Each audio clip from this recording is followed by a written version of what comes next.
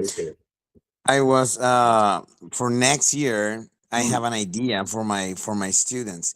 I want them to prepare like a radio program. Oh, sounds Yes, interesting. they have to prepare the script, right? Working in maybe in three or four in a tiny group. Mhm. So they have to talk about the weather, news. I don't know, news about real situations and stuff like that. But that's an idea and a project. I want to do that That in would be order nice. to make them have vocabulary. That would be very nice. Very nice. It would be a lot of fun too. Yeah, it is. They already prepare. I chose a topic for one group this year, and they were talking about the problem between Russia and Ukraine and the war. They were talking about that, so it was really fun. 15 minutes per uh, pair per pair. That's a lot. 15 minutes is Yeah. a, you can say many things in 15 minutes. Yeah, they were. I mean, they prepare a real good stuff. They were really. They had these really big ideas, and it was really fun. Wow. That's experience. At the beginning they thought, teacher, this is really difficult to do, and I was like, no, no, it is not. You just have to prepare and start. If you want to read, of course you can read. If you want to do it orally without any supplies or any, how can I say, ayuda memoria in Spanish, right? Mhm. Yes. Yeah, yeah, they like English, so if they like it, they will do it. How old are they? 14 or 15 years and ninth Oh, grade, noveno grado. wow. They are teenagers. Yeah, they are, but they are good. They have really good level of English. Dicta de audio sistema no encontraba. Oh, no. Okay, so that means I cannot record this because.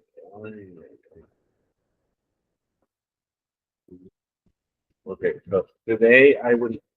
It's being recorded by Inai, but you know they never give you the recording, so it's useless. And I cannot record it because I can record it, but without the audio, and that's pointless. You need the audio. So if any of you can record it and share it later, that would be great. Okay, let's start today's lesson. We are having two different lessons today because both of them are short, so I combined the two of them. One is emotive language and the other one is definition. So the two of them, uh, they are simple and they are in a way fun too. So let's start.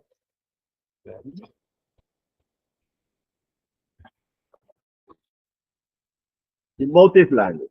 What is emotive language? Is when you speak with the intention not to reason with another person, but to attack the emotions and feelings of the other person rather than to their reason.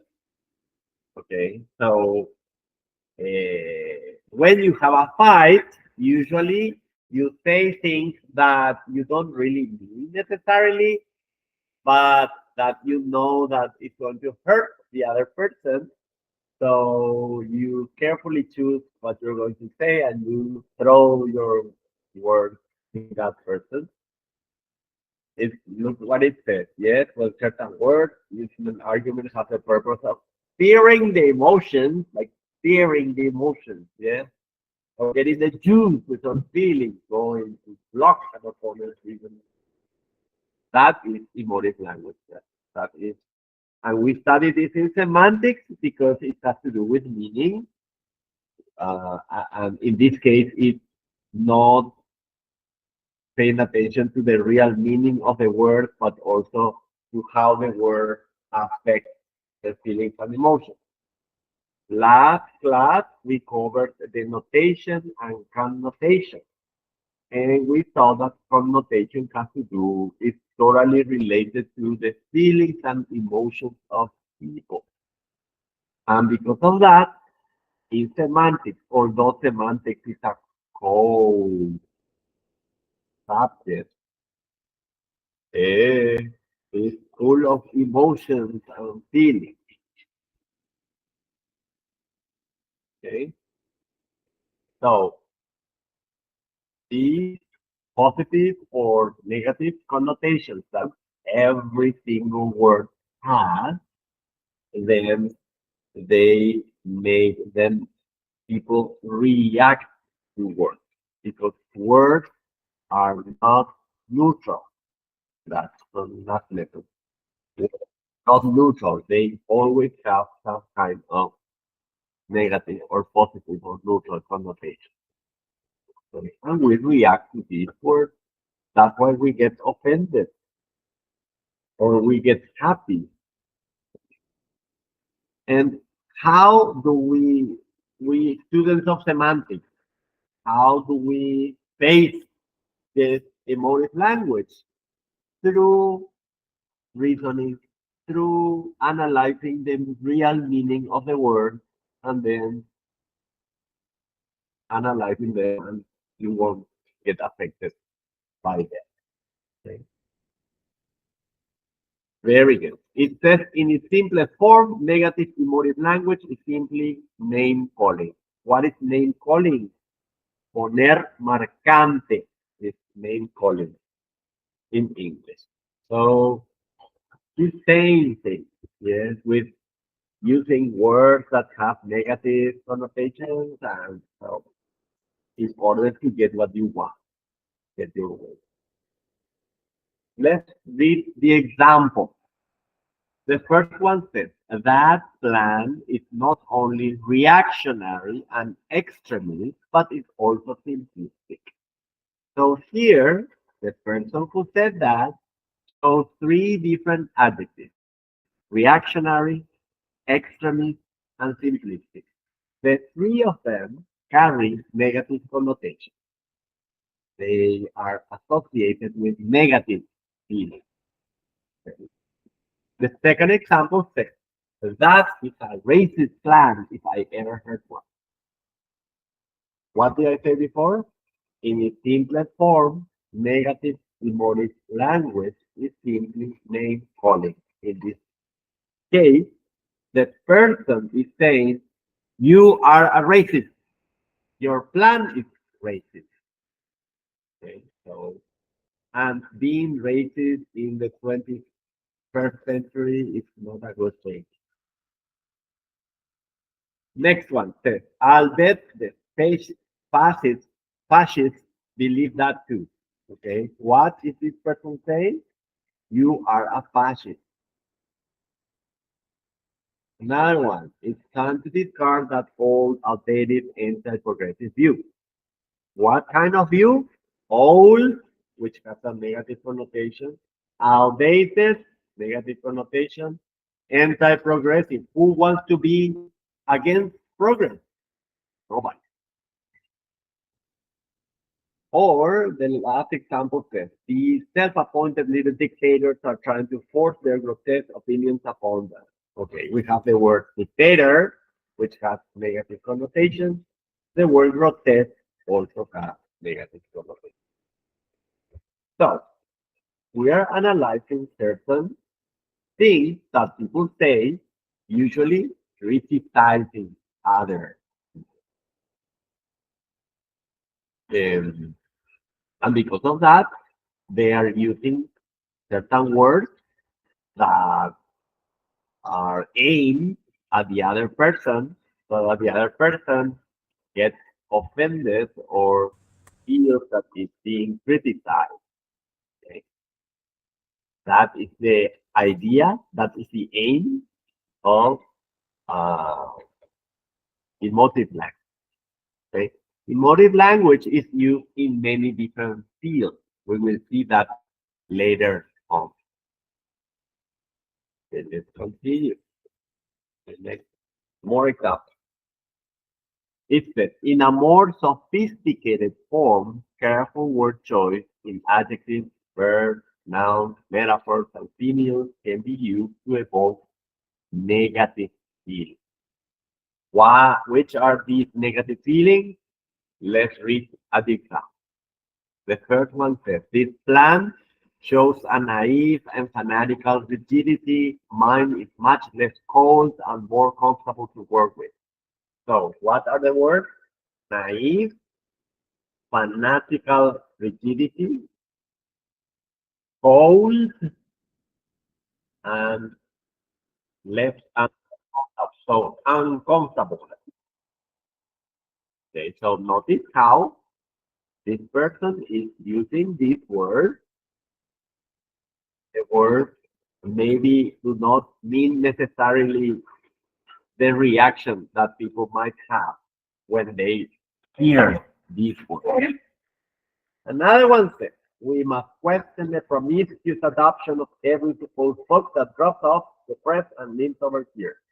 That promiscuous adoption, promiscuous, okay.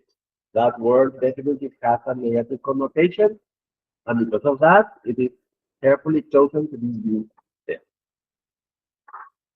Another one. Governor, do you plan to stop the court with justice holding your own prejudices? This one is directly accusing the governor of having prejudice. Did anyone raise their hand? I heard one hand raising. No, no, no one? Yes, it was Sophia. Ah, Sophia. Yes, Sophia. Go ahead. She cannot participate, but she's listening. She says she has something to do right now. Thank you so much. She wrote in the chat. I just want to let you know that I can participate, but I'm listening. Okay, super, super. Yeah, listen, listen, listen, Sophia. Okay, so this governor thing is so it's saying you want to fill the court with judges that are similar to you, full of prejudice. So it's directly an accusation. The governor is a prejudiced man. Another one. This is not an argument of Smith versus Jones. This is a legal argument in a trial with lawyers, but of the 21st century versus the Middle Ages. Notice the Middle Ages, okay? If we analyze this semantically, it's not possible. The Middle Ages is too old. So what we conclude then is that it is a hyperbole, an exaggeration. It's saying you are super old. Your thoughts are super archaic, super old. Another one. There are a few resistors to time who do not go back to the frozen rigor of the neoclassical school. So this guy Thomas Paloff, he said that. Okay, so who do not go back to the frozen rigor of the neoclassical school. Notice how they are having an argument. They are criticizing each other. In addition to the use of negative emotives, many arguers are fond of using words which have a positive emotive force. So, not only people use negative connotation words to criticize other people or to offend other people, sometimes in order to manipulate and get away with what they want, they use positive emotive. What is a positive emotive? Words or phrases or expressions that are super positive and no one can go against that. For example, if I mention the word freedom, nobody can go against the word freedom or justice. If I say justice, who wants injustice? Nobody wants injustice. So you need to agree with me there. But that is a very manipulative way. Look at the example. We demand free parking on campus as one of every student's basic inalienable, I cannot say that word, alienable right. Okay, so right, the word right, this is my right. I have the right to do this. I have the right to have free parking on campus. Okay, but is it really possible? Is it really possible that all 1,000 students have their parking spots in that tiny campus? Probably not. Yes.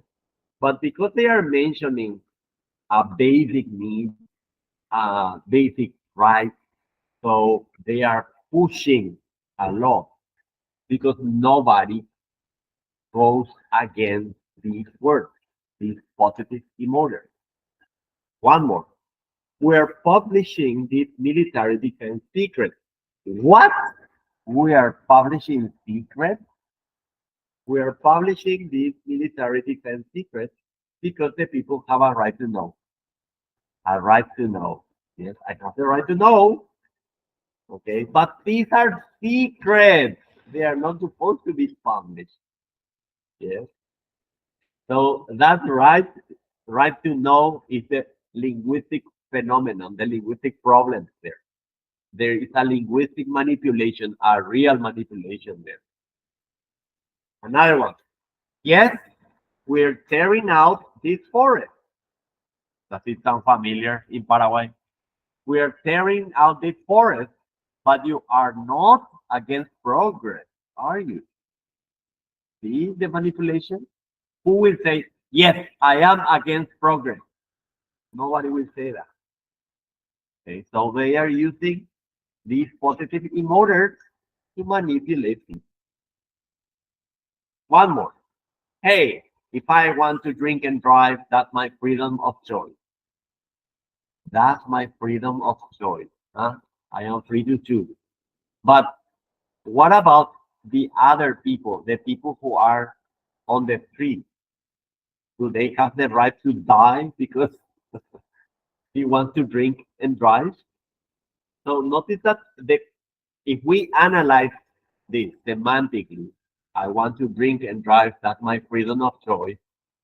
There is a contradiction there. But if we do not think about that and we just hear the word my right, then you stop and you don't say anything because it's my freedom. It's his freedom. He can do whatever he wants. Okay? It doesn't work like that in the real world. Or insurance, but this insurance.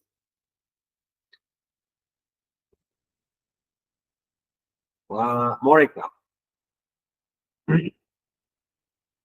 Few people feel comfortable opposing anything described as involving freedom, liberation, right, progress, justice, and so on. Many arguers successfully exploit these wonderful sounding words to gather support for programs or candidates in politics, even though the real issues are not made clear. For example, we support an ordinance which merely reaffirms basic warranties. Okay, we don't even know what the ordinance is about, but it reaffirms basic warranties. And because they are basic warranties, then it should be okay. This is a typical person who is very enthusiastic of a political party, and then you ask about the principles of the party, and they do not know anything. So they are enthusiastic. They are emotional, emotion. emotionally attached, but not reasoned, not mentally attached. That happens a lot. Another one. Sign here if you support constitutional rights and human dignity. Are you going to sign it? You support constitutional rights and you support human dignity. Who is not going to sign it then? See how they are trying to manipulate. We are on a campaign to resist oppressive and unjust laws. I need that campaign. I need to join that campaign because they want to resist oppressive and unjust laws. The only problem is that what do they mean by oppressive? What is their definition of oppressive? What laws do they refer to? Are their laws really unfair, unjust? Who knows? Okay, so that's why we are asked to analyze everything semantically. We need to use our reason instead of our emotion. More examples. I'm sure you will support our patriotic plan. Of course, if I am a patriotic, then of course I will support it. Vote for me if you like the environment. If I don't for this person, then I don't like the environment. Hmm? Manipulation. This bill states truth, justice, and the American way, whatever American way means, shall prevail forever. Don't you want to vote for it? See, this political campaign, truth, justice, and the American way. Yes. What does it mean? Who knows what it means? But it sounds really good. So maybe we should vote for that. So as you can see, then emotive language is used to criticize people. It's used to like name calling, like offending people. It's used by politicians. It's used sometimes by teachers. It's used by many people who know how to use language and how to manipulate with language. Okay? You- Apparently, using positive emotors is more effective than using negative emotors. Now that's even more powerful. Positive emotors are more powerful apparently. Okay, just a minute, please. Sophia, just a minute.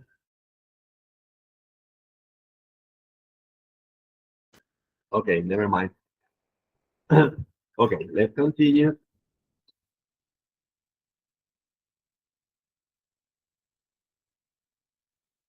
Yes, is there a question?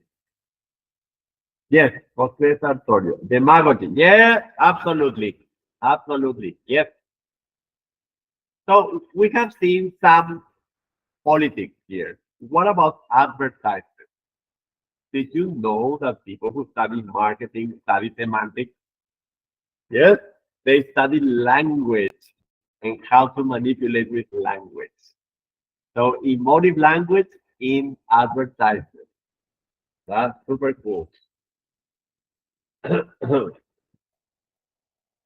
Among the biggest users of positive emotive language are advertisers. Of course. Llame ya, llame ya.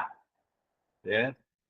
Brand names themselves are designed to make us feel happy, confident, modern, important, sexy, or some combination of these. Okay. Again, let's read the list again. Brand names are designed by experts to make us feel happy, confident, modern, important, sexy, or the combination of them. Let's see how they try to make us feel that way. Okay? Professor, to persuade. to persuade people. You have to be Absolutely. persuasive. I Absolutely. One of my strategies when I want to sell my perfumes is to try it on the person. So you can, she said, for example, I don't have the money to buy. Okay, but I want to try it. You can try it. And I put a little bit. And the next day she said, just give me because I was smelling the whole afternoon and I really love it. Okay, I said. So I Very know good that. strategy. Very good strategy, Eva. We're going to talk about perfume today. I love it. And makeup. Yeah, that's it. It's a really good strategy. The first sample is free, right? Then that happens with not only with perfume, with drugs too. The first one Oops, is free. oops, oops. That's another thing. Yes, that's true. Okay, so the idea of advertising is to make us feel happy. Up.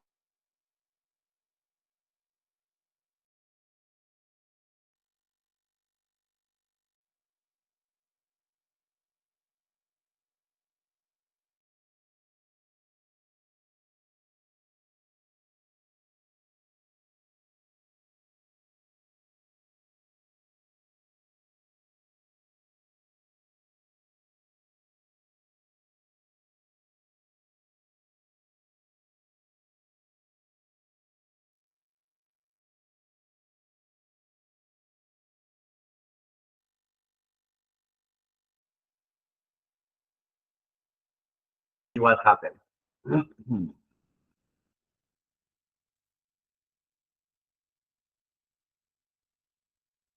Okay, and I was saying that they are specifically designed to make us happy and want to buy this product.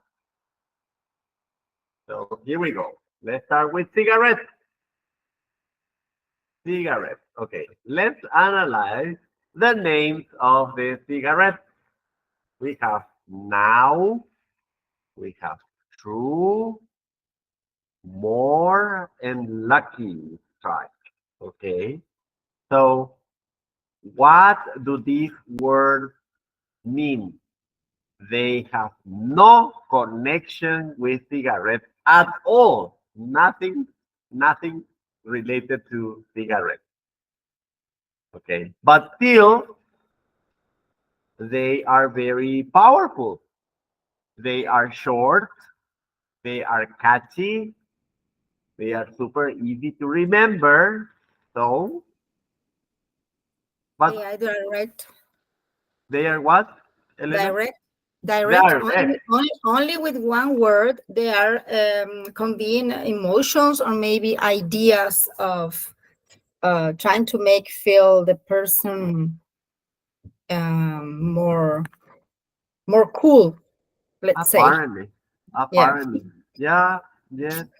Because notice that if we analyze it semantically, there is nothing there. True, like, is it a true cigar or what? True and now, etc. So they don't say anything. But still, if we think not with the taking into account the meaning of the word, but also how they make us feel, then they make us feel cool, uh, sophisticated, uh, happy, things like that. The true Okay, flavor. the true flavor, yes.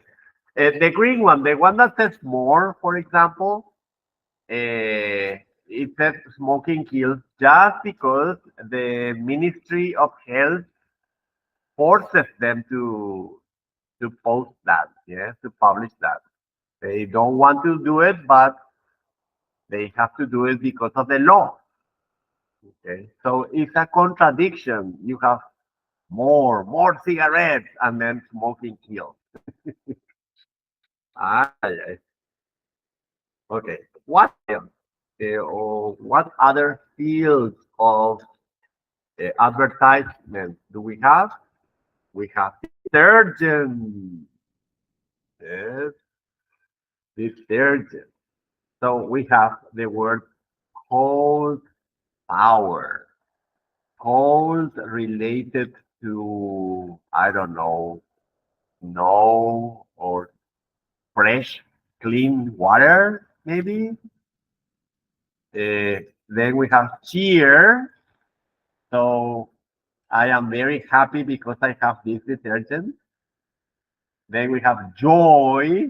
Also, I am very happy because I bought this detergent. And then we have the two others, Mr. Clean and Mr. Muscle. Yes. So Mr. Clean and Mr. Muscle, they do a perfect job.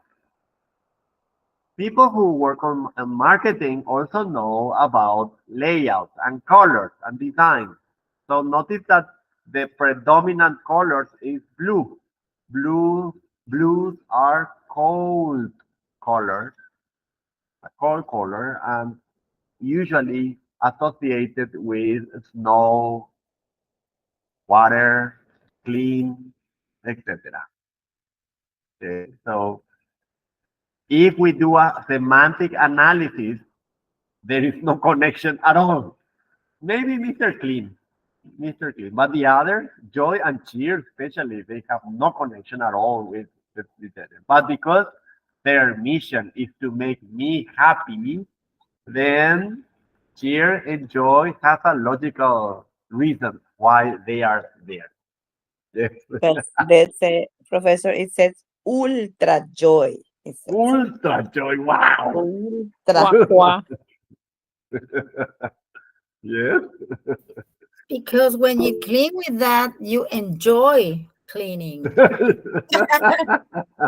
Yes, it's true. There are there are people who are obsessive, especially in America, obsessive compulsive disorder that has that they Yes. want all clean perfectly. Right. And they want to Mm. smell it, right? Fumi, Yes. Fumi, what do you want to say, Fumi? Fumi, we are all ears. No, I just wanted to find out because of the name like Ultra Joy or Mr. Clean, it might be all the chemical, the components, and it's stronger, so can clean better. I don't know. I don't know. Nobody knows about the components. Apparently, there is it is a secret. I mean, they No, need I to. know that, for example, I use Mr. Oh, Senor, Mr. Musculo, right? Mr. Uh-huh, Muscle. I uh-huh. like it because I love cleaning, so it has to be clean, no dust, no nothing, and it's stronger. And I used to wear gloves. And Mr. Clean, I don't know, I haven't seen that. Or I use, for example, Steve because it's better than Activo See, 100, for example. I keep on trying. right, right. Yes, Professor, yes. did you notice Mr. Musculo, Mr. Mass in this case? Uh, Is that the how can I say that ladies always want a handsome and with a big muscle guy, so that they use that image to put there. right. Yes, very appealing. Fumi, you want to say something else? No, no, no. I just Ah, okay, don't. okay. Professor, Yes, we about Mr. Muscle. We muscle, make muscle. muscle. We make muscles when we are cleaning. When we are cleaning deep Yes, deep dirties. yes, Deep dirty, yes, sorry. yes. Yeah, we Fumi have to think again. about like Mr. Miyagi, like Karate Kid. Yes, he looks like that. Notice that Mr. Clean is wearing a white t-shirt. See? Yeah, very clean, all white, super clean. Everything is taken into account to do that. Okay, then we go into Eva's favorite, the perfume. Okay, so look at the names. We have Taboo, and it's super exotic because they write that in Spanish and not in English. Taboo in English is Boo, but it's more exotic. It has a foreign air around it. Yeah. And then we have seduction, my sin, and obsession. So, which of these adjectives do these brands make you try to feel, make trying to make you feel happy, modern, sexy? Which of these three? Sexy. Sexy Sexy, for seduction. absolutely. Appeal. Appealing. Appe- No, too, Appealing, sexy. Fumi, uh, too strong. Too, for me, they are too strong. I mean, the strong. smell, Obsession, Calvin Klein. because of their names, and I tried some other perfume shops, and I don't like that. It's Okay. very strong. Obsession is very strong. You Attractive. think because it's Calvin Klein, it will be very nice, but it's very strong. Very, it's sweet. I think it's for winter, not our weather here in Paraguay. It's more for Uh, the United States. I want all of them as you go. I wouldn't pay almost a million for a perfume. I can buy with, I mean, not the fake one, but the the kind of imitation or in other For me places now like there is a lot of competence because the Arabic perfumes are I haven't taking tried that. are I Arab didn't perfumes try. are taking over Yeah, now. yes, La Okay. Tafa. Oh, There's really? very different names, and I can't remember because it's not like common ones, but there Those is a are lot. trendy now. They are trendy. Yeah, Yes, see, yeah. super. Okay, and why do you think these names? Why do why are perfumes connected with sexy?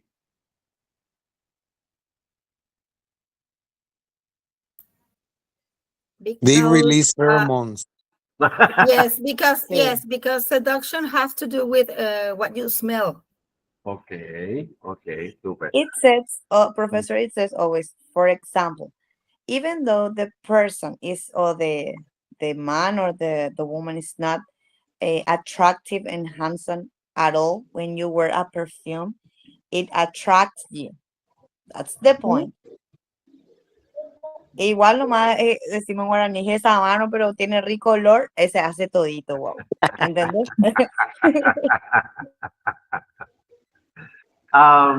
So the original purpose of perfume is lost, right?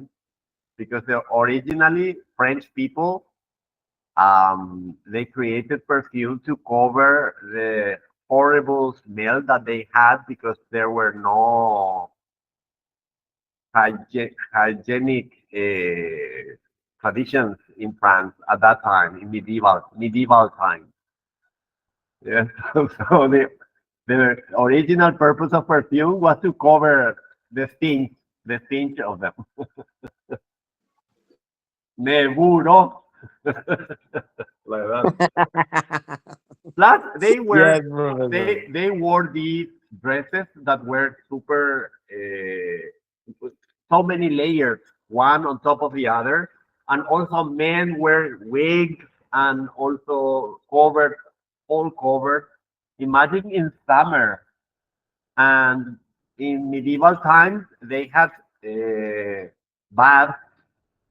They would have a bath twice or three times a year. So imagine. Imagine. And they wouldn't brush their teeth either. So No. imagine that. Yes, The real perfume has Info. oil, Professor. The real. the That's real why the French one, you can put it today and you still had in your skin tomorrow or 2 or 3 days in your clothes. And nowadays or the common ones has more alcohol okay. and it evaporates quickly. Wicked.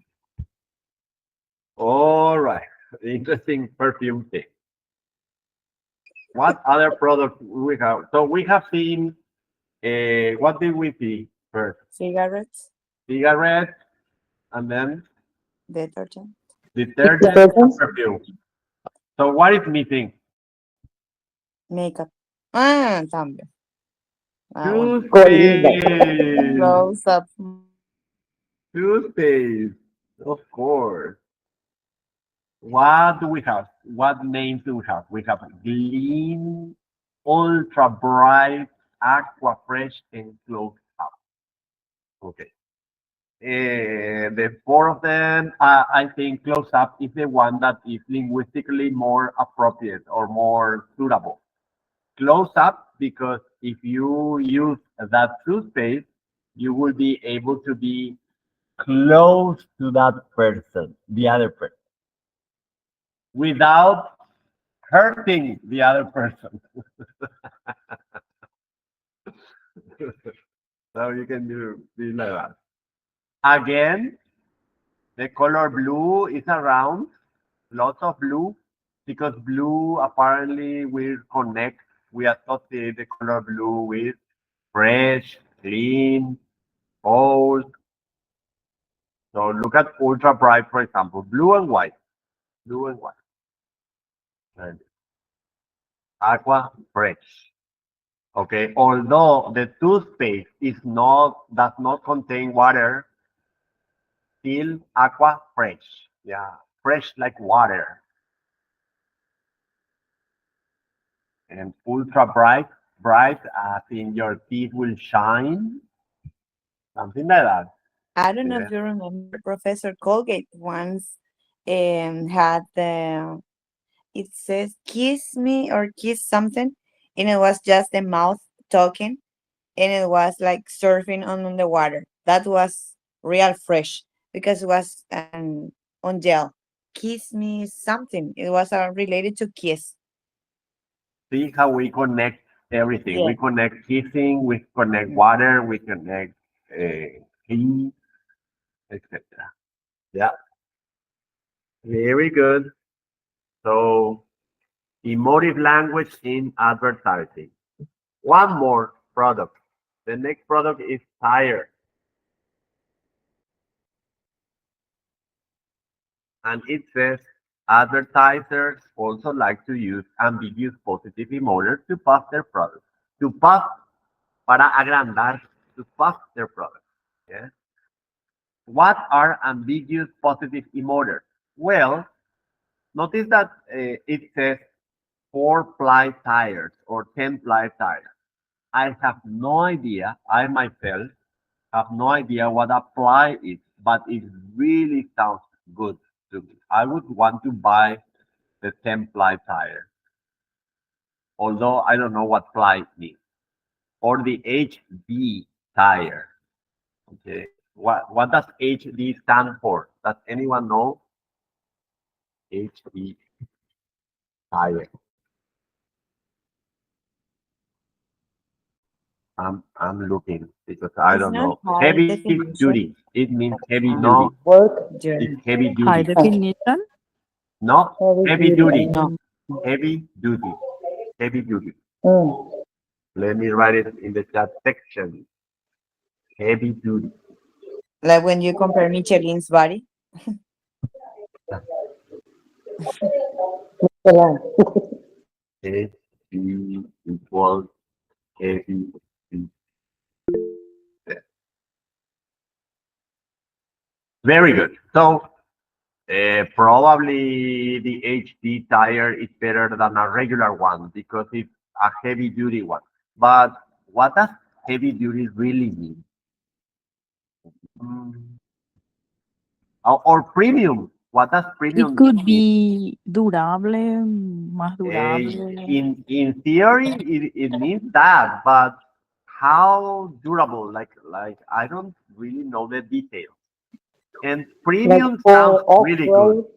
For me, premium means super high quality, The best quality. the Mm, best quality. Yeah. yes. But Indestructible. Almost indestructible. For our street. Oh my gosh. for Paraguayan streets. Yeah. A Jeep one. We need a Jeep. So they use these words premium, heavy duty, fly, etc. And we have an idea of what they mean, but we don't really mean in detail. Like well specified. But they sound good, and we want that. We want the most expensive one, the higher quality one. Although we do not know about the quality really in detail. Yeah? And that applies to everything, not just tires. We Or don't know unless you know technically about what it tires, means. mm, Umi again and then Elena. unless you know the brand of the brand or yeah, unless you Right. know how they are the different brands for good quality. Hmm. That's not to buy the Chinese ones. Yes, because some brands have fame already. They are famous, so they are known. So yeah, it's like that. Elena. No, I just said that we don't know actually technically what it means, Mm. but with the words used, Right. we assume that they are better Yes. or the best. Yes. That's precisely it is. See, we assume with our hearts and emotions, not with our brains. That's the problem with emotive language. Actually, this all this stuff focuses on our senses, Professor. Uh, Senses. Yes. all the senses and the Right. feelings too. Right. Yeah, Right. You are right. You are right. Smelling, seeing, hearing, tasting. Yeah. and brands Touching. also have personality. They create a personality. Wow. Focusing on the public. Right. On the audience. What is yes, or the audience what for what is made of. Nice. Okay. Now we're going to focus on the writer because when we analyze a text, we can infer what the writer thinks or what is the attitude of the writer in respect to some topic. And we have two newspapers here. On the one hand, we have the Daily Bugle, and on the other hand, we have the Daily Tribune. Now, does anyone know this newspaper, Daily Bugle? El diario El Clarín. Yes, we have El Clarín in Argentina, I think. But do you recognize that logo? Yes, from I I think think it's from so. I Superman. think I've seen it. No, it's not Uh, Superman. But Spider-Man. yes, it's Spider-Man. Very good. Diego, you want to say something? No? Okay. Yes, it's Spider-Man. Okay, so these two newspapers are talking about the same piece of news. It's like having ABC, Popular, Popular or Crónica or something like that. Okay. So notice that the Daily Bugle says, in the past, these hard hoodlums have terrorized the righteously outraged citizens of Poppy Free. Let's check vocabulary first. In the past, these hoodlums. A hoodlum is a criminal. It's like El Padrino, a gangster. Okay. A hot rod is a car from the 1930s that has been modified. For example, a car that has been modified so that the car can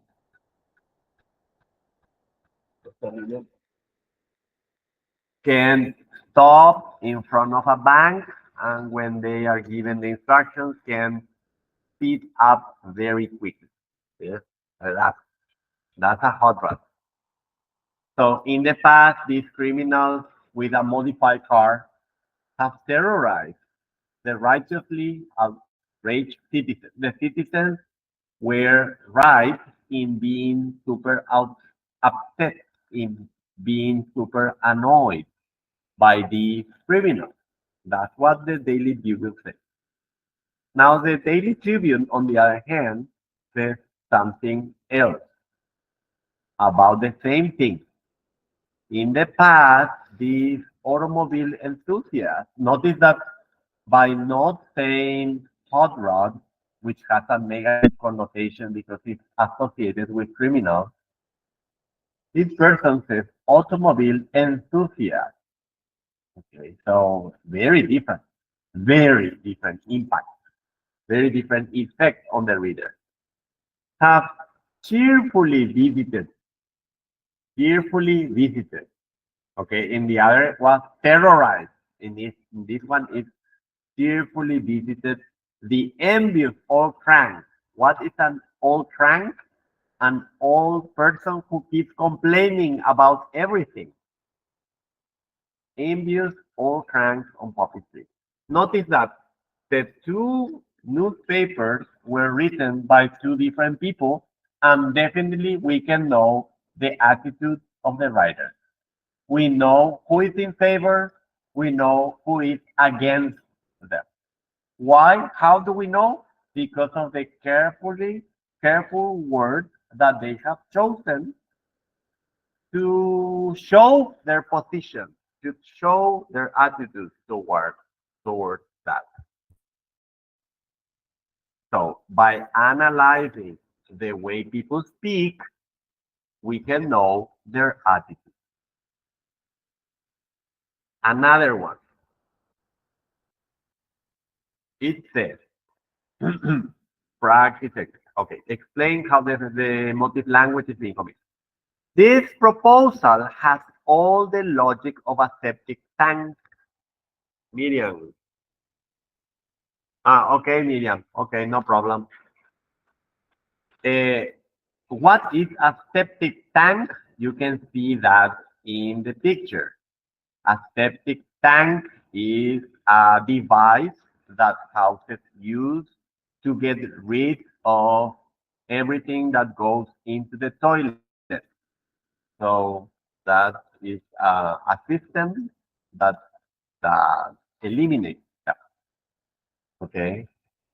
So notice how this person is comparing the proposal with a septic tank. It says it just sits there and thinks, similar to a septic tank.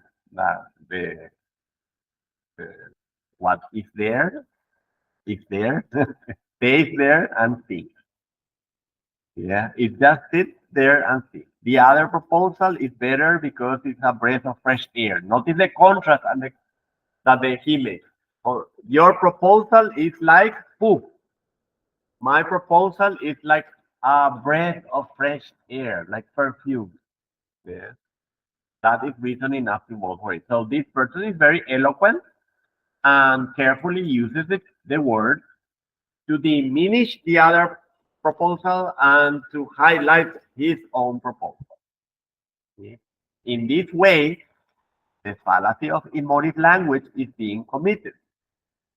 Yes, by carefully using the word to make a comparison, a contrast, a parallelism. Another one. This person says, and I hope that the polls, do you know what a poll is? Who knows what a poll is? Poll. Like encuesta, professor? Yes, it's a survey. Yes, you're right. And I hope that at the polls you will continue on that wise path. Wise path. So immediately you know the writer's attitude. Wise path. You have begun here tonight, or you will be asked to vote soon, and I want you to know that in voting for me, you are voting for truth, dignity, decency, and love, for the goodness of the aspiring human spirit moving forward into progress and greatness, meeting all obstacles as they come, conquering difficulties in the valiant struggle to establish the great American way, whatever that is, of life we all hold so dear. Okay? Does it sound like a politician promising things? It does, Mm. right? Isn't Totally. it? Okay. So the trick here in Paraguay, if you want to be a politician, is to say all that, but you need to say it in Guarani because Guarani is the language that opens the hearts of the people. Ángel Roda. Yes, Professor. Now we have to say that in the US, for example, there is a huge campaign with the Republic, with Donald Trump and Kamala Harris. Some media, for instance, they have like the Republicanos, like many people think that they are the Republicans, like Fox News, etc. Mhm. And many of them are Democrats, like New York, I don't know, the New York Times, for instance, Uh-huh. CNN, etc. So Uh-huh. they try to persuade, they do this kind of campaign and use those tricky words to maybe to catch more voters for their parties that they represent or stand. Yes, you are right. So notice that whenever it's about politicians, they not only use positive emoters to themselves, for themselves, they use negative emoters for the others, for the rival. Yes, and they go in television and they say he does that and he believes that, and they fight with each other. It's a horrible thing. That's true. Okay, finally we have a vegan here. Okay, this vegan says, "Ah, you meat eater, how can you stand to grind your teeth on a lump of decaying flesh hacked from the carcasses of dead animals?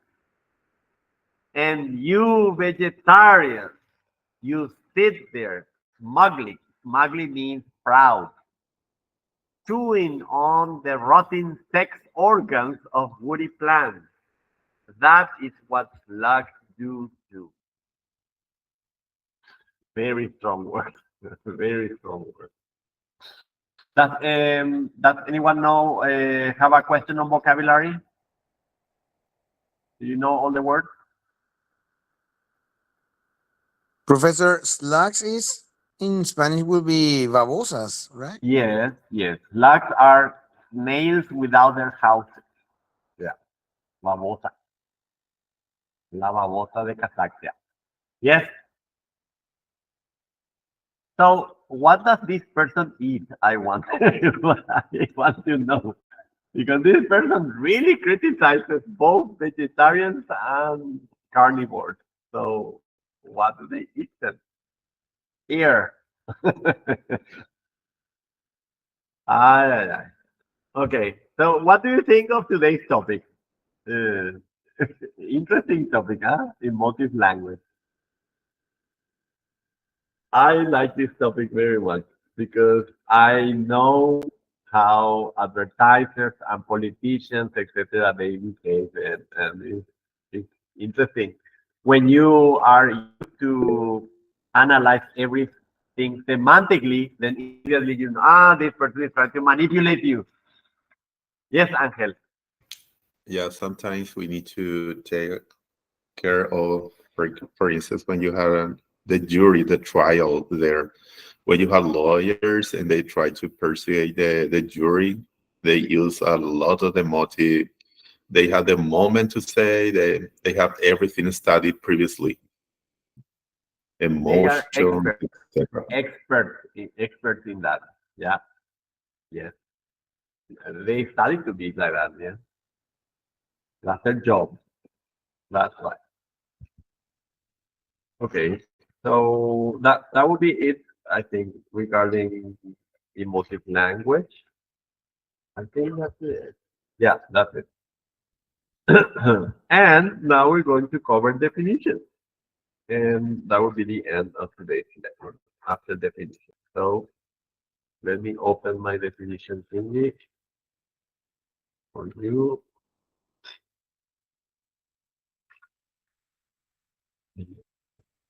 It doesn't allow me to close it. Okay, definition. Just a minute. This is a very short lesson.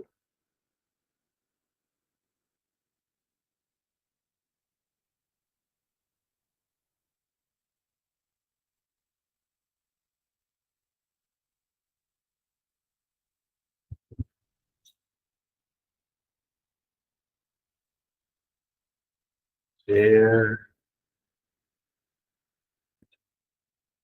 there. Okay.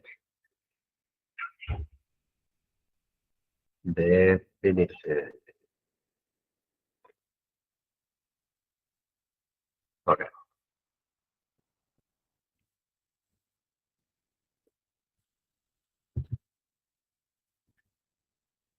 You know, definitions are concepts. They are denotation. They are an attempt to say what something is. That is a definition. And the theory, the semantic theory says that depending on your definition, something can be something else or not. Okay, so what it says is that your definition determines how you perceive things. For example, the word problem. Normally, the word problem, if our definition of problem is a situation which is horrible, a horrible situation, escape from it, flee from it, then we will try to avoid problems at all costs. But if our definition of problem is different, for example, in Chinese, the character for the word problem is the same character as the word opportunity. So it's an they see it as an opportunity to learn, to grow personally or professionally, but a learning opportunity. So this is what it says here in the title. Definitions control both perception and expectation. Because depending on how you see it, how you perceive it, then no, depending on the definition, your perception changes. This is very, very interesting. Okay, let me go to the next slide. A definition then does not simply give the meaning of a word, which is the definition of a definition. A definition is an attempt to express the essential nature of a thing, and when we take it as such, we program our minds to perceive and expect in narrow and specific ways. The definition of a word fixes our perception, determines our perception of that word. Remember, all words have connotations, either positive, neutral, or negative connotations. Connotations are feelings or emotions associated to the word. So that's why we have taboo words as well, and we have euphemisms because of that. Very good. And there are four types of definitions, and we're going to cover them today, all four types. We're going to start with the first one. It's called descriptive definition.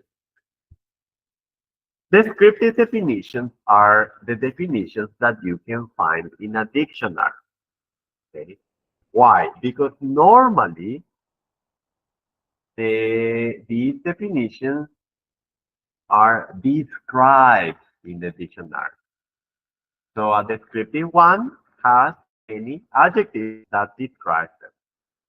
Look at the definition of a hatchet, for example. A hatchet is a small, short axe, a small, short handled axe. Handle with your hand, axe. It's an axe, and that is a definition. Now, I would like you to define the word brick, and anyone define the word brick for me. Brick. You can use internet if you want. What is a brick?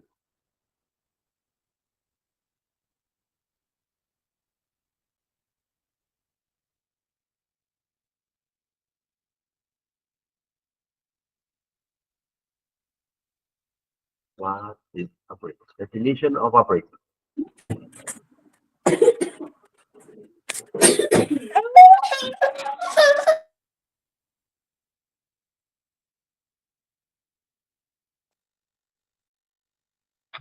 Mhm. Take your time and give me the definition of a brick.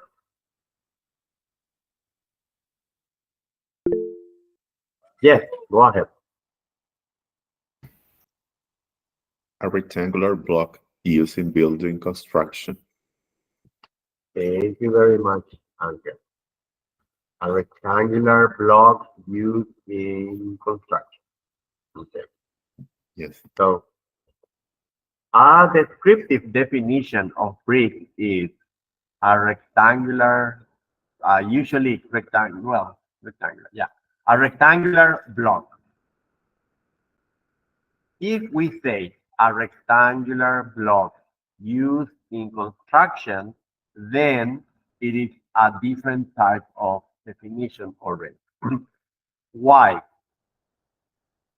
I want you to make a list of uses of brick. Number one, in construction, to build more, for example. What else? Who can write more uses? Any use of brick. Let's see your imagination. What can you do with brick?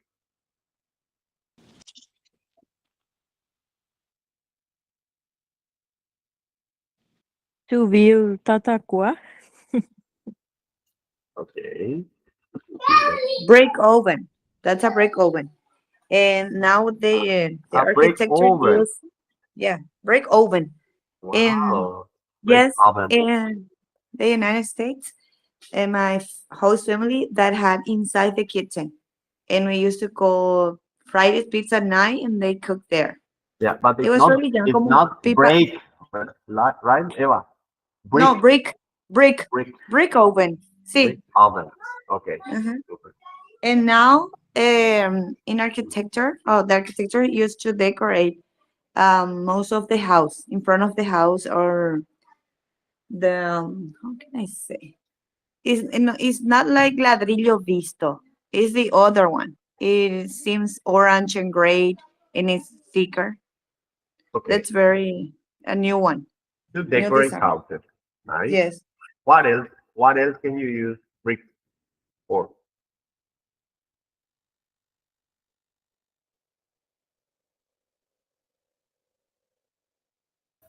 If, To if make stone yeah. masons, Say it again.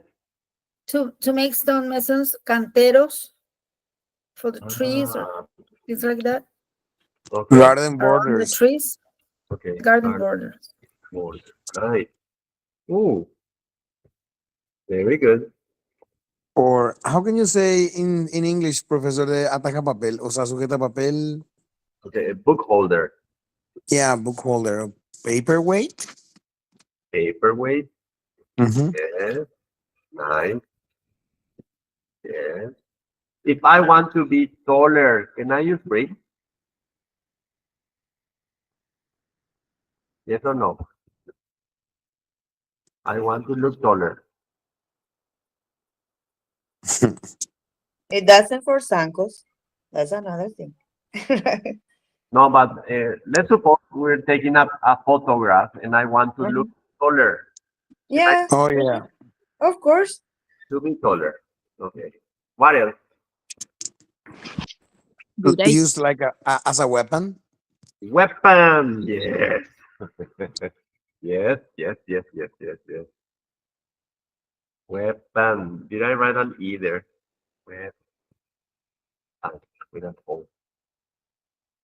For pavement. Yes, for pavement. Nice.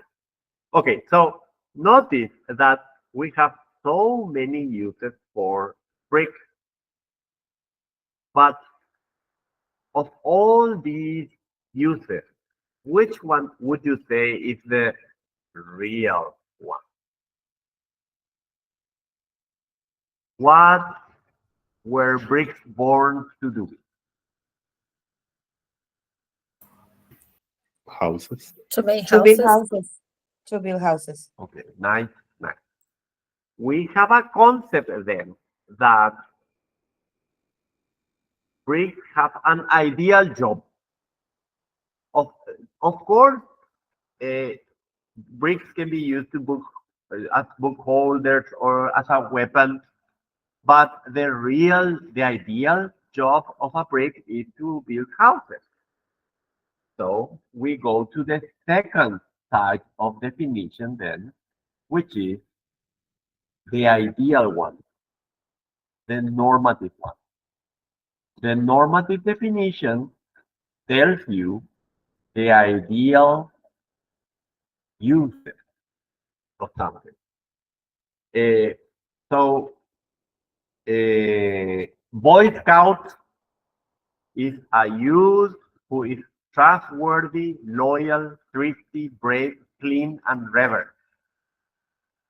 Well, yes, ideally they are clean and they are reverent and trustworthy, but are all Boy Scouts like that? Uh, that's Professor, difficult. Yeah, Angel? maybe we can ask Mariano. He's a Boy Scout. Really? Yeah. Yeah. I'm scouter. I'm a scouter. Okay, and what do you think, Mariano? Are all Boy Scouts trustworthy, loyal, thrifty, brave, clean, and reverent? Um, one of the directive we have is to respect that the laws that we have. So if you're not going to be trustworthy, so you're not be able to be a scout. Nice, nice, interesting, very interesting. Another definition is a scientist, an objective, highly trained, specialized observer and evaluator of facts who willingly accept whatever conclusions they lead. Yes, ideally, yes, but there are scientists and scientists. A knife, a strong, sharp, bladed instrument. So far, that's descriptive. But then it says used for cutting. Oh, it's normative then. It's telling you what to do with it. So it's normative. Okay. See the difference between descriptive and normative? The normative tells you what to do with what the idea is. We are all English teachers. The definition of an English teacher is a person who speaks English very well and that has training and that provides wonderful, fun classes, all in English with no translation at all. Is that what we do? Sometimes we do, some other times we don't. Some of you do, some others don't. Okay. So the normative definition is an ideal definition. Yeah. And we need to be able to classify to distinguish between descriptive and ideal. or normal. Can I continue to the next one? Are we okay so far? Yes. Okay. Let's Professor, continue. Yes. Professor, I have a question. Uh-huh. Can you please give us a summary, the descriptive one, to just to understand better? Right. The yeah. Descriptive tells you adjectives like the color, the size, the shape of something, but it doesn't tell you what to do with it. Okay. So if Thank you. I say, for example, I want to give a descriptive definition of a table, and I say a surface, a wooden surface, usually wooden, yes, because we have tables that are made of glass or iron. But okay, a usually wooden surface. Uh, and then if I want to convert that to normative, I will have to say used to eat on it. Yeah. But of course, we use the table not only to eat. We can. I am using the table now to work. So it has many uses, like the brick. But the ideal one, the what were tables born to do? To when you have lunch or dinner to eat. Yeah. That is normative. And the difference between normative and descriptive. Let's go to the third one. Okay. Thank you, Professor. I just wanted to tell you that Andy had a Mhm, problem with her car, mhm. and she has problems and she is not able to enter. That's why she want Thank you. she told me to tell you Yeah. it's Uh, not. Oh, please remind me at the end because I'm going to call the roll today. We are not recording today. okay. So I need to call the roll and you need to let me know. Okay, stipulative definition. Stipulative means that we are we are expressing an exception to the rule. We are not saying the general definition, we are specifying the definition. For example, I tell you all the practice exercises are on the manual. What is my definition of manual? What do I mean by manual?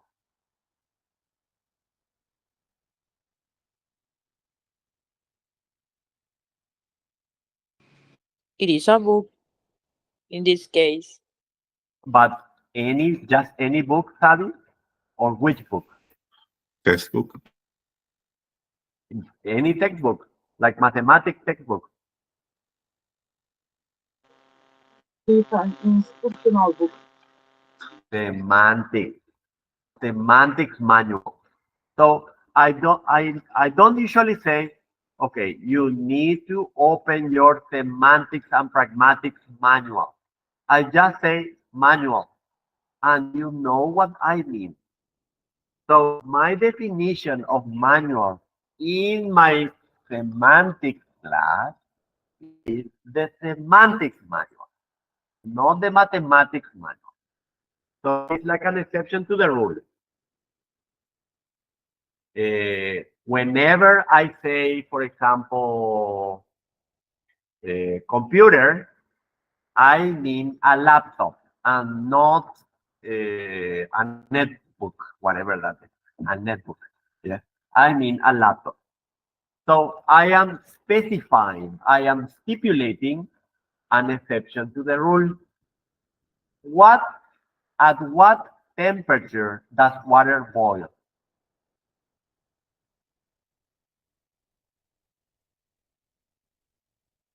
100 degrees. Very good. 100 degrees Celsius. Okay, let's suppose this is a chemistry class, and just for teaching purposes, whenever I say boiling point, I mean 60 degrees and not 100. I'm just telling you, from now on, whenever in our chemistry class, whenever I say boiling point, you need to know that it means 60 degrees and not 100. What am I doing? I am changing the definition of boiling point because boiling point means 100. But I am stipulating, I am specifying that this is an exception to the rule. That is a stipulative definition. Is it clear, or do you want me to provide more examples?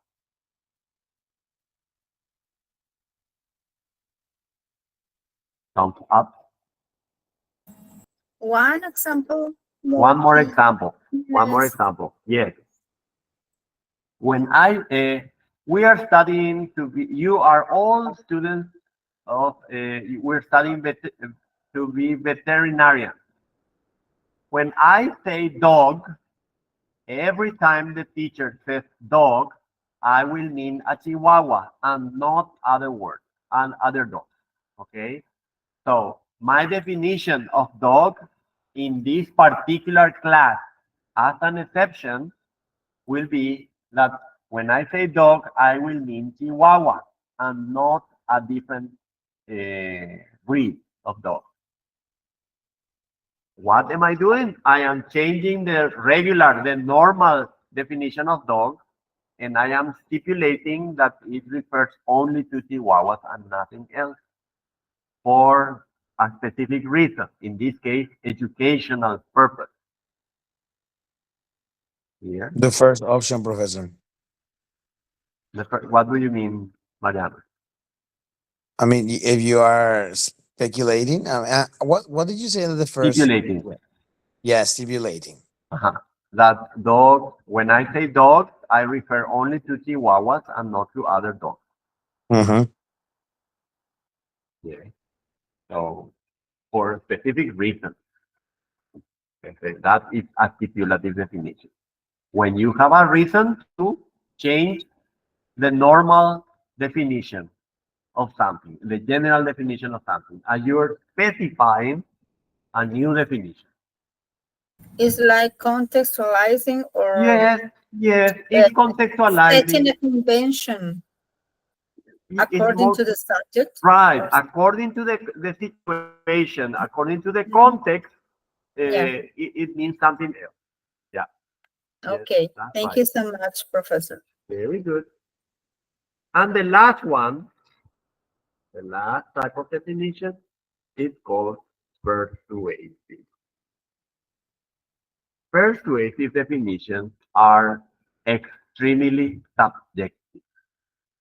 It's your opinion or your definition of something. For example, speeding ticket. There you can see on the presentation.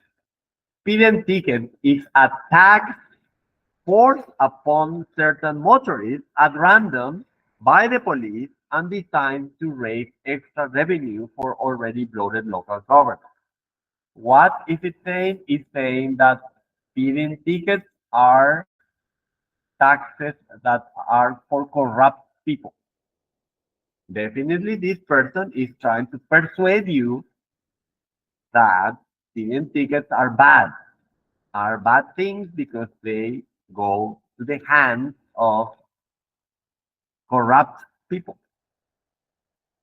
What if I want to define cats, for example, and I hate cats?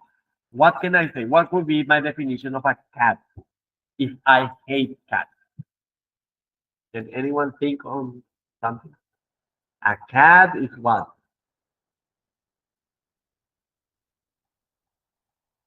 A pet, uh, a disease transmitter animal. A cat is a disease transmitting animal. A pet, okay? Toxoplasmosis and things like that. See?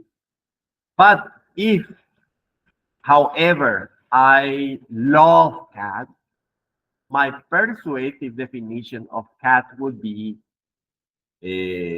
best pets ever, super independent animals, super independent, clean animals. Yeah, that is a persuasive definition because I am trying to persuade you to like cat. So I am giving a definition that fits my life. Yes, it's a persuasive subjective definition. Clear? Yes, maybe your likes or Yes. also your own experiences, your Your good experience, for example, or bad experiences or as well. bad Like experience too. in the Yeah. case of the speeding ticket. Yeah, yes, Mhm. you are right. Very good. So what I'm going to do is I'm going to open a forum again. Only one forum. Please do not open 1,000 forums. Only one forum. And I want you to provide one, listen carefully, one example in Spanish. The word must be in Spanish. For example, let's suppose the word is casa.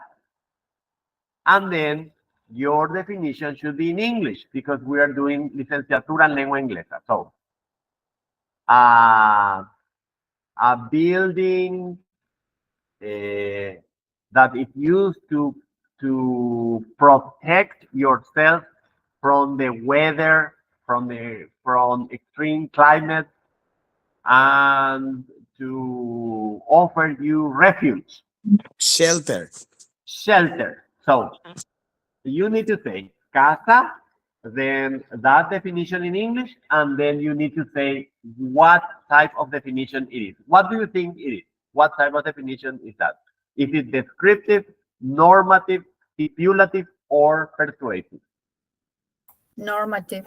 Yes, you are right, Elena. It's normative because it's telling you what to do with the house. Very good. So only one word in Spanish, the explanation in English, and the classification. Clear? Clear, professor. Very Very good. clear. Please stay. I'm going to take all the road. I need to do it a mano. Ah, no, I can record this because we don't need the sound. I just need to record. Just a minute. Just a minute. Just a minute. Professor, remember Andrea's issue Yes, with the car? yes. Andrea, and there was another one. Oh, now I don't have problem with the microphone.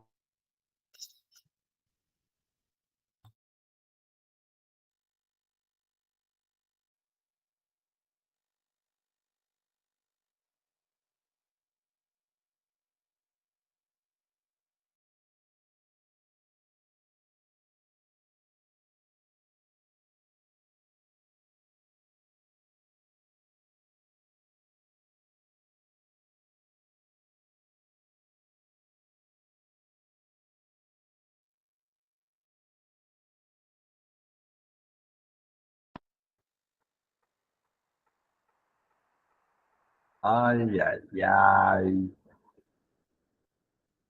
Come on. There it is. There it is. There it is. I am here again. Can you hear me? Can you hear me? I have problem with my internet. Ay, ay, ay.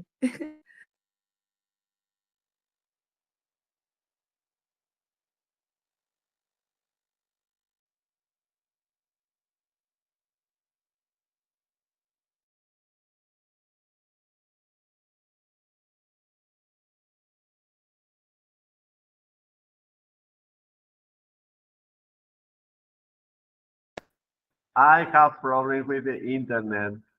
I'm very sorry. Sorry about this. This is This a is because Tigo the moment. weather, Professor. Because of the Yes, weather. it's a Tigo moment. You have to Tigo change to moment. claro. Yes, I need Professor, to do something. if you Okay, don't want to pass this kind of things, you have to uh, use LM. claro, Yeah, claro. personal.